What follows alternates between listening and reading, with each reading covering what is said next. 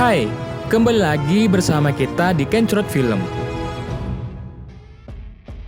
Kali ini kita akan menceritakan sebuah film yang berjudul The Wolf of Wall Street. Sell me this pen. Sell me this pen. Kalimat ini sering diucapkan oleh motivator bisnis yang ngajarin ke kita bagaimana cara menjual sesuatu. Ya, keseluruhan cerita di film ini mengajak kita untuk melihat orang-orang berjualan hingga mendapatkan keuntungan. Segala macam cara dilakukan demi hal yang kita tawarkan bisa terjual. Diangkat dari kisah nyata seorang pelang saham yang bernama Jordan Belfort, kita akan melihat sisi kelam dari seorang pelang saham. Bagaimana dia memperoleh kekayaan dan menggunakan kekayaan itu untuk senang-senang. Sebelum lanjut ke alur ceritanya, boleh dong klik dulu tombol subscribe-nya biar kitanya makin semangat upload. Tidak lupa juga saya selalu mendoakan kalian dan keluarga bahagia selalu ya. Tak perlu berlama-lama, siapkan cemilan, cari posisi yang nyaman, dan selamat menonton.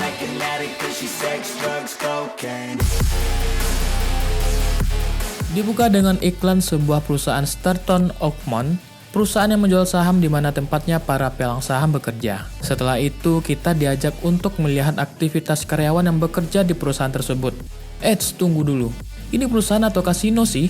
Pesta guys, karyawannya pada taruhan lagi. Ada lempar uang juga. Haha, buset. Di scene ini kita langsung dikenalkan sama tokoh utama dari film ini, yaitu Jordan Belfort, orang yang mendirikan perusahaan tersebut. Di umurnya yang ke-26 tahun, ia sudah menghasilkan $49 juta sebulan. Punya rumah mewah, istri cantik, kapal pesiar, helikopter, dan masih banyak kekayaan lainnya yang tidak bisa disebutkan satu persatu. A mansion, private jet, 6 cars, 3 horses, 2 vacation homes. Selain bekerja, setiap harinya ia selalu menghisap kokain dan main bareng PSK. Lantas, bagaimana si Jordan ini bisa mendapatkan kekayaan yang super duper banyak ini guys? Apa sih yang dia lakukan sebelumnya? Untuk mengetahui itu, mari kita balik lagi ke 22 tahun saat dia belum jadi apa-apa alias waktu masih jadi anak magang di sebuah perusahaan broker saham. Di sana dia diajarkan oleh pelang saham senior Mark Hanna. Banyak yang ia pelajari, mulai dari komunikasi, negosiasi, sampai kesibukan orang-orang di sana saat mulai bekerja.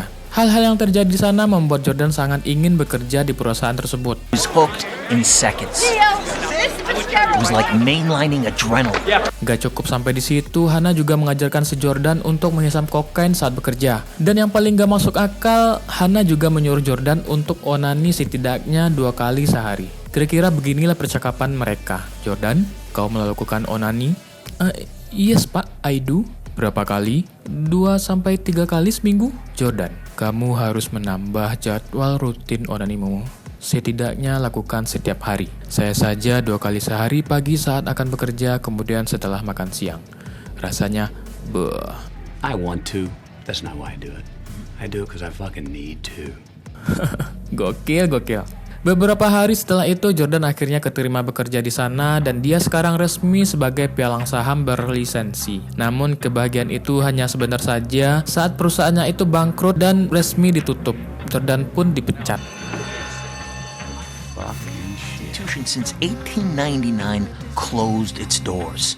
Setelah itu Jordan nyari pekerjaan lagi dan ketemulah sebuah perusahaan broker saham yang berada di Long Island. Dia pun langsung interview dan langsung keterima. Mungkin karena udah punya pengalaman jadi gampang aja ya kan. Saat interview, Downey, supervisor perusahaan ini mengatakan komisi yang diterima pelang saham adalah sebesar 50%. Jadi andai kata si Jordan mampu menjual saham seharga $10.000, dia pun akan mendapatkan komisi $5.000 dalam waktu singkat. So if I sell a stock at $10,000, my commission is $5,000. Mendengar komisi yang diterima cukup banyak dan berbekal pengalamannya selama jadi pelang saham, Jordan pun saat itu juga berhasil menjual saham sebesar $4.000 yang mana artinya dia sudah mendapatkan penghasilan sebesar $2.000 hanya bermodalkan ngoceh saja. Luar biasa. Upwards of $60,000. Welcome to the Investor Center. Made $2,000. The other guys looked at me like I just discovered fire. Keuntungan ini terus dia dapatkan sampai dia bisa beli mobil Jaguar keluaran terbaru. Nah, sejak dia beli mobil baru, tetangganya mulai pada julid nih. Kenalin namanya Donny. Kerja apa Gan? Maling Gan? Salah, pelang saham. Yang di luar mobil lu kan? Emang gaji lu berapa sebulan? 72.000. Anjir 72.000. Serius lu? Iya ini buktinya. Oh my, melihat gajinya Jordan segitu, si Donny tergiur nih. Dia juga mau kerja di tempatnya Jordan. Karena di tempatnya sekarang lagi nggak buka lowongan, mereka pun mendirikan perusahaan pilang saham sendiri. Awalnya mereka nyewa, bekas bengkel gitulah kira-kira tempatnya. Karena mau buka usaha otomatis butuh tim yang berpengalaman dong. Jordan pun merekrut beberapa orang temannya. Yang pertama namanya si Otter, penjual daging dan ganja. Yang kedua, Chester, penjual ban dan ganja. Yang ketiga, Robbie, menjual apapun tapi kebanyakan ganja. Terakhir, Brad. Brad ini yang paling Jordan inginkan untuk bergabung, tapi dianya nggak mau karena penghasilannya dari jualan narkoba aja udah banyak. Pas scene ini yang paling banyak dibilang sama motivator-motivator yang ada di YouTube. Sell me this pen. Awalnya Jordan menguji si Chester, tapi dia beralasan gak bisa jawab karena lagi makan. Terus dia suruh Brad untuk menjual pena tersebut. Dan tahu jawabannya apa? Supply and demand. Apa yang lo butuhin, gua ada. Exactly. Supply and demand, my friend. You know what I'm saying? He's creating urgency. Singkat cerita, perusahaannya tadi udah mulai jalan, walaupun kebanyakan timnya itu lulusan SMA semua. Untuk mengembangkan perusahaan, Jordan kemudian mengubah brand usahanya menjadi Starton Oakmont. Targetnya adalah 1% orang terkaya yang ada di Amerika. Mula-mula dia mengajak perusahaan besar untuk bekerja sama, kemudian mencari klien yang sudah pernah berinvestasi di perusahaan tersebut. Nah, sejak saat itu barulah Starton Oakmont jadi besar hingga sekarang. Kabar tentang Starton Oakmont terdengar hingga ke FBI. FBI pun mencium gelagat aneh dari perusahaan tersebut. Patrick Denham, agen FBI yang menangani kasus ini, mulai mencurigai para petinggi dari Starton Oakmont. Tidak hanya di FBI, Wall Street juga menaruh perhatian pada perusahaan tersebut. Sampai-sampai petingginya pun mewawancarai profil Jordan. Hasil wawancaranya itu dimuat dalam majalah Forbes yang mengatakan kalau Jordan adalah The Wolf of Wall Street. Wolf of Wall Street, they call him. Look. Jordan dan teman-temannya selalu menghabiskan waktu untuk bersenang-senang. Ini mereka lakukan agar ide-ide baru terus bermunculan. Apalagi saat bersenang-senang, mereka mengkonsumsi narkoba, obat penenang yang memberikan efek memabukkan bagi si pemakai. Tak lama setelah itu, datanglah seorang perempuan cantik yang bernama Naomi, di mana Jordan langsung kepincut dengan kemulakan tubuhnya. Dan kalian tahu endingnya? Ya, mereka pun melakukan adegan pengencerotan. Ini terus mereka lakukan bahkan di dalam mobil sampai kemudian kepergok sama istrinya sendiri. Istrinya marah besar dan mereka pun bercerai. You! Get out of the car! Son of a bitch! Karena sudah bercerai, Jordan pun menikahi Naomi dan membeli rumah besar untuk ditinggali dan sebuah kapal pesiar dengan namanya sendiri, yaitu Naomi. Seperti perkataan banyak orang, pernikahan tak selalu berjalan mulus. 18 bulan setelah menikah, mereka cekcok, bertengkar, ribut-ribut, ya biasalah masalah rumah tangga. Me. Don't you duchess me. Do you really think that I didn't like anything? God damn it! Setelah sekian lama, FBI kemudian melakukan penyelidikan dimulai dari menginvestigasi video pernikahannya Jordan. Jordan yang saat itu mulai panik, dia pun berkonsultasi dengan pengacaranya dan menyarankan untuk jangan menemuinya secara langsung, karena itu akan membahayakan dirinya sendiri. Tapi Jordan tak mendengarkan dan mereka pun akhirnya berjumpa secara langsung di atas kapal. Pertemuan itu tak berjalan mulus. Negosiasi yang Jordan lakukan tidak berhasil dan akhirnya agen Denham makin bersemangat untuk menangkap Jordan.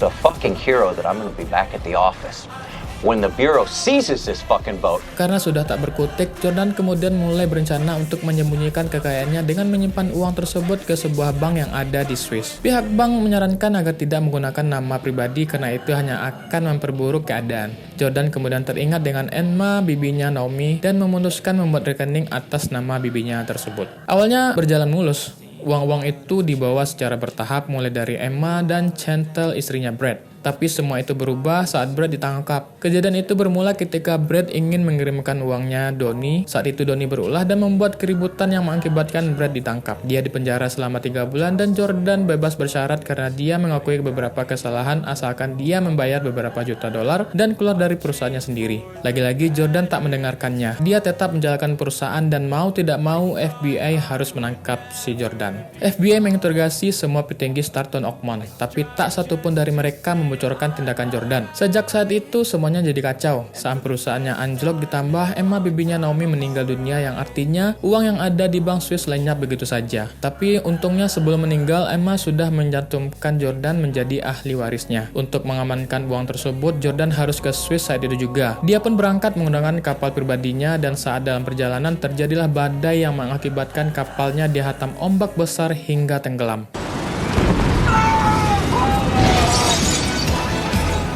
Jordan akhirnya selamat dan karirnya sebagai pelangsa berakhir saat itu juga. Dia dan beberapa koleganya ditangkap. Dengan banyaknya kasus yang Jordan lakukan, dia bisa saja dituntut 20 tahun penjara. Tapi bukan itu tujuan FBI menangkapnya. Ada sindikat lain yang terlibat di bisnis tersebut. FBI pun menawarkan kerjasama demi meringankan hukumannya si Jordan. Caranya adalah menjadi mata-mata untuk mengungkapkan siapa saja yang terlibat dalam bisnisnya tersebut. That's fucking exactly what we want you to do, to rat. Scene berganti di rumahnya Jordan. Saat itu dia lagi cerita ke istrinya apa saja yang dia alaminya seharian tadi. Awalnya baik-baik saja, tapi mendadak Naomi meminta cerai. Dan kabar itu membuat Jordan makin stres. Mereka bertengkar hebat dan hampir membahayakan anaknya.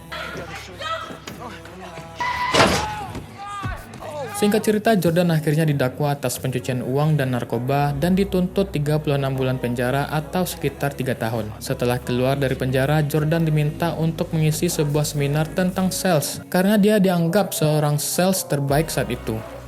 Sell me this pen. Dan film pun tamat. Nah, itulah dia alur cerita film dari The Wolf of Wall Street. Banyak hal yang bisa kita pelajari, mulai dari cara negosiasi, cara menjual apapun, dan betapa bahayanya narkoba merusak seseorang. Andai kata skill yang dimiliki Jordan digunakan untuk hal-hal baik, mungkin dia akan sukses dan menjadi kaya raya. Semoga kalian menikmati alur cerita film ini dan sampai jumpa di film berikutnya. Dadah!